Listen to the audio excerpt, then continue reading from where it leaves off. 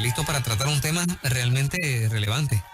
Esta mañana tenemos al doctor Samuel Pagán, un amigo de esta casa, ¿verdad? Un teólogo respetado y conocido en Puerto Rico y en el mundo también. Se pasa entre Puerto Rico, Israel, Miami, y lo tenemos en línea telefónica esta mañana porque tú sabes, esto de la pandemia ha afectado al mundo completo. Sí. Y cómo los cristianos deben enfrentar este tipo de situación de crisis. Buenos días, Samuel.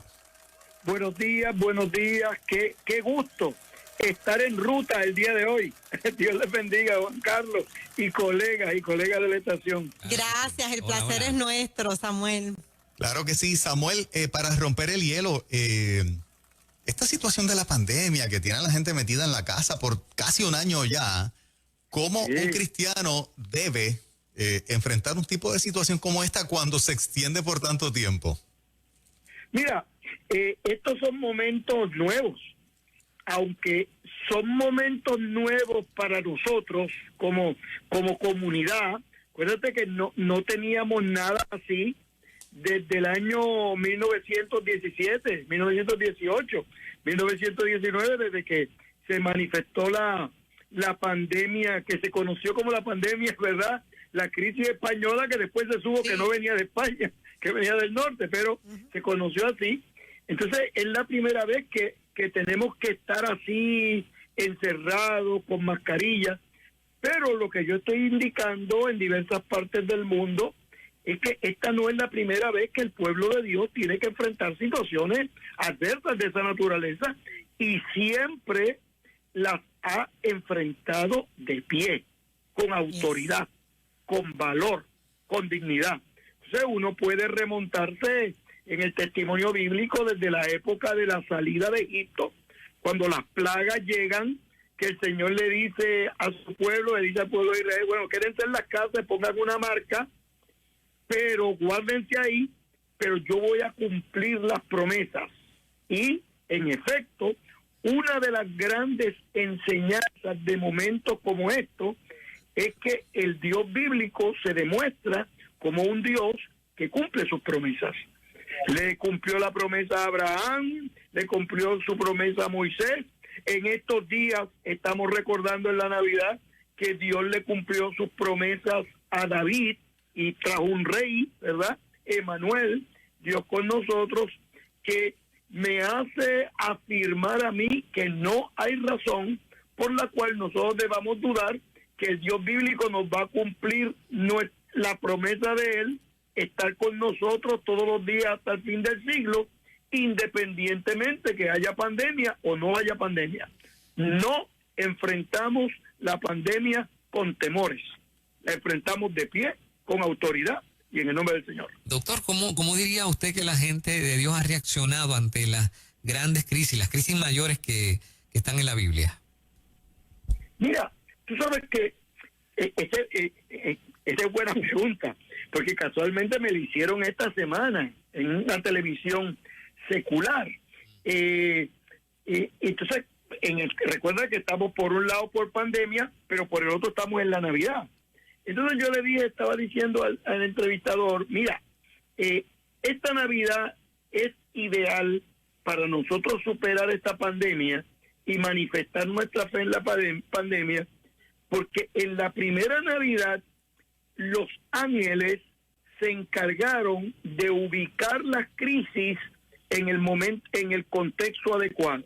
Recuerda, a María se le dice no temas, a José no temas, a los pastores que estaban en el campo no temas, porque el temor nos cautiva, los miedos nos detienen, y una de las primeras cosas que hace el Señor para ayudarnos a superar la crisis, es que tengamos la capacidad de superar el temor. Por eso es que en el texto la Biblia habla de que el perfecto amor, lo primero que hace es superar el temor. Y una de las cosas que el pueblo de Dios hace en momentos como este es no tenerle miedo a la pandemia. Uno es prudente, uno es sobrio, uno es recatado, uno, ¿verdad?, es sabio, pero uno no le puede tomar miedo a esta pandemia y enfrentarla con autoridad en el nombre del Señor. Yo le tengo otra pregunta. La Por favor. Biblia La Biblia que habla de las adversidades y cómo debemos nosotros enfrentarlos, aparte de lo que usted ya está diciendo. Sí, mira, la vida en general está asociada a problemas. Nosotros tenemos problemas por la mañana, por la tarde y por la noche, porque el respirar, el moverse, luego de la caída del ser humano en el jardín del Edén, tiene problemas y tiene adversidades. Entonces, la Biblia nos da una serie de guías y una serie de orientaciones que nos ayudan a transitar, ¿verdad?, por la existencia humana con este sentido de dirección y autoridad. Por ejemplo, hay salmos que nos hablan de eso. Salmo 23 que hemos recitado, y yo creo que ahí en este programa mañanero ustedes lo recitan cada 2 o 3 minutos. Aunque ande en valle de sombra y de muerte, no temeré mal alguno. Salmos que nos hablan: el Señor es mi luz y mi salvación, ¿de quién temeré? Salmos que nos hablan y le dicen: Dios es nuestro amparo y fortaleza, nuestro pronto auxilio en la tribulación. Y puedo seguir. O sea que la característica fundamental del pueblo de Dios, que tiene que enfrentar adversidades como esta, que porque no solo este tipo de problemas, la pandemia, ¿verdad?, el COVID-19, no solamente nos ha herido por el carril de la salud, sino que ha afectado la economía, ha afectado la salud mental, ha incentivado la violencia doméstica, ha incentivado la violencia para los niños y las niñas, ha incentivado el bullying. O sea, esto ha sido un fenómeno que ha herido los rincones de la sociedad. Por eso nosotros estamos afirmando el mensaje de la Biblia y recordando el mensaje de la Biblia en esta hora y en esta Navidad, de que la gente sepa que la última palabra de Dios para el pueblo del Señor en Puerto Rico, en América Latina y en el mundo, esa palabra de Dios final no es de crisis, no es de dolor, no es de adversidad, no es de lágrimas, sino que la última palabra de Dios, de acuerdo con Apocalipsis, para nosotros es que lo que viene para nosotros son cielos nuevos y tierra nueva, porque las primeras cosas pasaron con el coronavirus. Y en ese cielo nuevo y en esa tierra nueva hay un mar de cristal donde nadie se ahoga. Y hay unas calles de oro donde no hay droga, donde no hay persecuciones, no hay angustias, ni tampoco hay coronavirus. O sea que la palabra de Dios para su pueblo no es de tensión, no es de crisis, no es de temores, es de esperanza y vida por la gracia que el Señor nos da. Samuel, particularmente las enseñanzas de Jesús ante la crisis, ¿cuáles fueron? Mira, muy buena. Tú sabes que cuando estudiamos este asunto de las pandemias, antes de la pandemia, o sea, esto que te voy a decir, yo no lo decía, pero cuando hemos tenido las pandemias, yo no sé si tú te acuerdas, Juan Carlos, y los colegas que están ahí, los que nos escuchan, que en una ocasión, recuerda que vinieron 10 leprosos donde Jesús. Eso es un número grandísimo. Entonces los leprosos estaban en cuarentena continuamente. Entonces tenían que andar con una campana.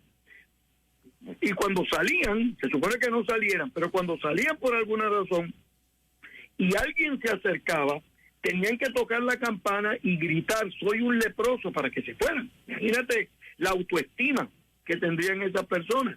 Entonces Jesús en ese momento da una serie de mensajes. Por ejemplo, venid a mí los que estáis trabajados y cargados, y añade, porque yo los voy a hacer descansar. O le habla a la multitud y les dice: no teman, manada pequeña, porque al Padre le ha placido darle el reino. Mira, mensajes de Jesús de Nazaret. Precioso. Que en esta hora ya no son temas bonitos para la predicación, que lo son, sino se convierten en guías contextuales y en recomendaciones concretas para nosotros vivir en ese ambiente, en ese espíritu, en ese entorno de lo que estamos llamando en estos días de no solamente tener salud emocional, sino también tener salud espiritual y hacer un balance en el momento de la crisis de forma tal de mantener la cordura en momentos de dificultad como la que nos ha tocado vivir. Hablando de los grandes problemas que tuvo el apóstol Pablo y cómo los enfrentó, cómo usted lo describe, que puede hacer una enseñanza para nosotros en esta coyuntura. El apóstol Pablo realmente hace contribuciones extraordinarias. En estos días, casualmente, sabes que la pandemia, yo paso, como tú muy bien dijiste, Juan Carlos, yo paso 6 meses en Jerusalén y 6 meses acá, pero nos hemos quedado acá durante este periodo, ¿verdad? Estamos aprovechando para crear nuevos programas en la Tierra Santa, escribir, y uno de los temas que estoy escribiendo es la percepción que tenía el apóstol Pablo de Jesús de Nazaret. Entonces recuerda que el apóstol Pablo tiene que trabajar con problemas internos en su personalidad. O sea, parece que había algún tipo de aguijón en la carne, lo llama de esa manera, que el Señor le dice, no, bástate mi gracia. Es decir, tú tienes que superar esto, pero la gracia que yo te doy.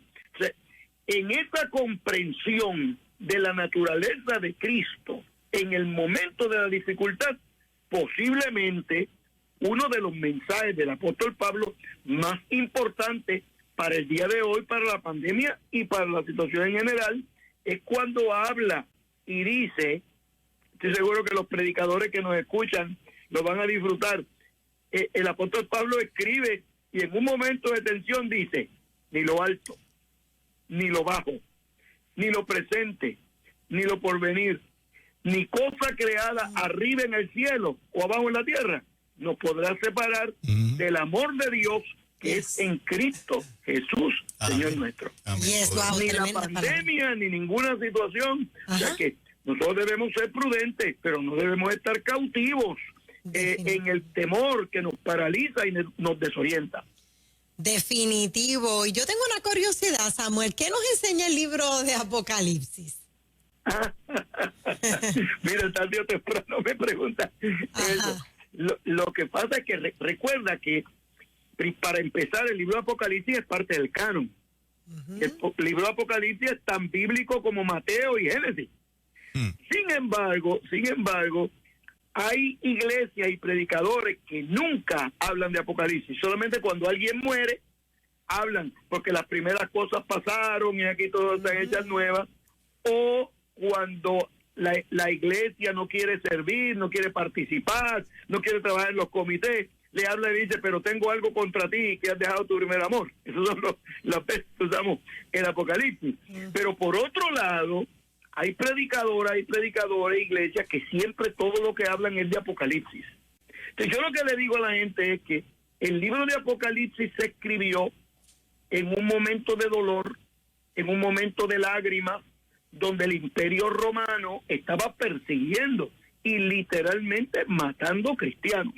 Entonces, en ese momento de dolor, llega el libro de Apocalipsis para decirle a la iglesia, como dice en el capítulo 5, no temas, porque el león de la tribu de Judá, y escuchen ahora los verbos que se usan, el león de la tribu de Judá ha vencido el pasado. O sea, el león de la tribu de Judá no va a vencer el mes que viene, según el libro de Apocalipsis.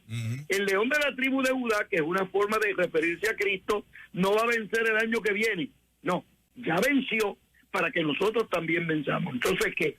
Yo le digo a los creyentes que cuando uno está en un problema, cuando uno está en un dolor, cuando uno está en el suelo, no necesita nadie que nos diga, bueno, que te pase porque yo te lo dije. Lo que necesita es una mano amiga que uno lo levante a uno en el nombre del Señor. Lo peor que le puede pasar a alguien en la vida es resbalar, caerse y enamorarse del suelo, o estar en la cárcel y enamorarse del carcelero. No, uno tiene que levantarse en el nombre del Señor. Y el libro de Apocalipsis es el libro que nos dice a nosotros que lo que nos espera a nosotros es la paz, el gozo, la dignidad, es la revelación de Dios, porque el reino de los cielos no es comida ni bebida, sino gozo y paz por medio de nuestro Señor Jesucristo. Samuel, Por favor. ¿qué recomendaciones tienes para las iglesias y para los pastores en esta crisis? Mira, desde la perspectiva de la pastoral, hay varias vertientes. Desde la perspectiva educativa y homilética, yo creo que este es un momento para hablar sobre consolación, es un momento para hablar de esperanza, es un momento para hablar de confort, de apoyo, de momentos de necesidad. Este es un momento para que el verbo de la iglesia recuerde los grandes mensajes de Dios en los salmos de Isaías. Y esta mañana me amanecí, porque estoy traduciendo el texto bíblico, me amanecí con el texto de Isaías: no temas, porque yo te redimí. ¿Recuerdan el texto bíblico? Es lindo. Sí. Te puse nombre nuevo. mío eres tú. O sea, poner nombre en la Biblia es tener autoridad sobre lo nombrado. O sea que Dios tiene autoridad sobre nosotros. Entonces yo le digo a los predicadores, este es el momento de consolar y edificar al pueblo de Dios desde la perspectiva homilética y desde la perspectiva educativa. Desde la perspectiva pastoral, desde la perspectiva de estar con los hermanos y las hermanas y las congregaciones, este es el momento para decirle que seamos sobrios, que seamos sabios, que no permitamos que explotar la tensión con el esposo o con la esposa o con los hijos, porque el cerrar, y a veces verdad, los gobiernos, yo estimo, verdad, con buena intención, pero tienen un énfasis en la preocupación, en el encerramiento, en la angustia, en el temor, que en vez de contribuir a la salud mental del pueblo y a la sobriedad del pueblo, aumentan las ansiedades. Yo le estoy diciendo a los pastores, este es el momento de que le digan a los hermanos y a las hermanas que este problema está próximo a culminar. Y esta crisis de pandemia está próxima a terminar. Porque los que esperan en las promesas del Señor son como el monte de Sión, que no se mueven, sino que permanecen para siempre. Es decir, que la pastoral, los pastores, las pastoras, las estaciones de radio como la tuya, tienen que hablar una palabra de esperanza, una palabra para evitar la violencia intrafamiliar, para aumentar la sobriedad, la calma, la prudencia, la efectividad en un momento de tensión como el que nos ha tocado vivir. Yo creo que la iglesia juega un papel protagónico en un momento como este, porque la iglesia se convierte en la conciencia de Dios para mantener la sobriedad y la salud mental y espiritual en momentos de enfermedad. Así es. Doctor Samuel Pagán, le pregunto, ¿cómo usted ve el futuro para el pueblo de Dios justo luego de la pandemia? Buena pregunta también, buena pregunta. Me lo hicieron esta semana, pero me dijeron, ¿cómo usted ve el futuro de los gobiernos? Entonces, yo lo que veo para las iglesias es lo siguiente, mira, es una nueva hora donde la tecnología va a jugar un papel protagónico. Y te voy a poner un ejemplo concreto. Tú eres pastor en Santurce, digamos, Juan Carlos. Entonces, antes de la crisis, tú tenías 200 miembros en tu iglesia. Cuando venga la crisis, poco a poco, no el primer día, pero poco a poco vas a tener tus 200. Pero a los 6 meses, tú vas a tener sentado frente a ti 200 personas, vas a tener frente a ti, a través de los medios, 200 personas más. Y entonces vamos a tener la experiencia de que tú vas a predicar, pero el que lee la escritura antes de que tú prediques va a estar leyéndola desde Nueva York. Y el que ore antes de que tú prediques va a orar desde México. Y el himno especial que van a cantar lo canta un coro desde República Dominicana. O sea que la tecnología nos va a dar una nueva ola y una nueva hora para ampliar las virtudes del culto y las virtudes del servicio cristiano. Y te voy a añadir un elemento más. Por ejemplo, una virtud que yo veo que me lo comentó conmigo, ¿verdad? La esposa de mi hijo, Yasmín, que es doctora en psicología, es que vamos a tener la oportunidad de tener consejería y tener diálogos a través del Internet, que a veces se hace difícil para personas que no pueden salir de las casas, personas que están comprometidas con muchos hijos, que no tienen vehículos, etcétera, etcétera. Vamos a tener la oportunidad de ministrarle a través del Internet, a través de Zoom, a través de todos los medios de comunicación. Llegamos a una nueva ola tecnológica en las congregaciones que no tiene vuelta atrás. Y va a ser una experiencia, yo creo, de ampliar el ambiente educativo y el ambiente espiritual de las congregaciones, yo creo que para bien. Excelente. Doctor, agradecemos este rato que usted nos permite, ¿verdad?, compartir una palabra tan poderosa que es tan necesaria para el pueblo en este tiempo. Si algo hemos perdido o se ha perdido, es un poco ese sentido de esperanza. ¿Cuándo termina esto? ¿Cómo pasamos este momento de crisis? Los gobiernos están truncos de esa parte. Es como una parte, Samuel, exclusiva de la iglesia, porque tiene la palabra de Dios para poder alentar, fortalecer, consolar. Y muchas veces los gobiernos se centran solamente en la parte de la protección a la salud, pero se le quedan muchos cabos sueltos que la iglesia viene a ser este ente que ocupa ese espacio que el gobierno deja vacío. Claro. Te agradezco mucho. El tema de la consolación, el tema de la esperanza, el tema de la sobriedad, los gobiernos no trabajan con eso. Los gobiernos lo que trabajan es que a las 6 de la tarde cierran y a las 9 de la mañana y que no se abren los chinchorros. Esas son las directrices del gobierno. Exacto. Por eso es que la voz de la iglesia, la voz de las estaciones de radio como la tuya, como la que ustedes tienen ahí, es determinante en momentos como este. Eso es. Qué bien. Gracias, Samuel, te bendecimos. Muchas gracias. Un abrazo fuerte y siempre un placer estar con ustedes en nombre del Señor. Seguro, bendiciones. Doctor Samuel Pagán con nosotros.